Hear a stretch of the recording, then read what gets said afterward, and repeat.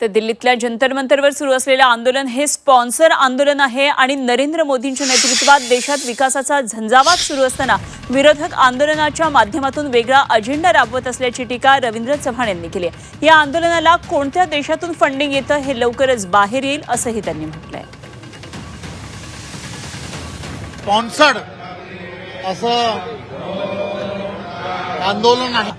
नीटच्या परीक्षेचा पेपरफुटीवरून हा प्रकार घडला आणि त्यामध्ये असणारे 7-8 जण जी होती त्या सर्वांना अटक झाली आहे, ते जेलमध्ये आहेत, त्यांच्यावरती कारवाई झाली आहे, त्यांना कठोर शिक्षा होणार आहे। असं असताना सुद्धा कुठेही आपण पाहिलं असेल या आंदोलनामध्ये विरोधकांचा वेगवेगळा अजेंडा आहे आणि त्या वेगवेगळ्या अजेंड्याच्या माध्यमातून त्या ठिकाणी आपल्याला संधी कुठे मिळते का याचा त्यांना शोध आहे। नक्षलवाद फोफावत जो होता आणि त्याला जे फंडिंग होत होतं, जे बाहेरून जे फंडिंग होत होतं, ज्या संस्थांना होत होतं, अशा बऱ्याच संस्थांवरती सुद्धा बंदी घालण्याचं काम हे केंद्र आणि राज्याच्या माध्यमातून झालेलं आहे। याची आपणा सर्वांना कल्पना आहे। मी तुम्हाला खात्रीने सांगतो, काही दिवसात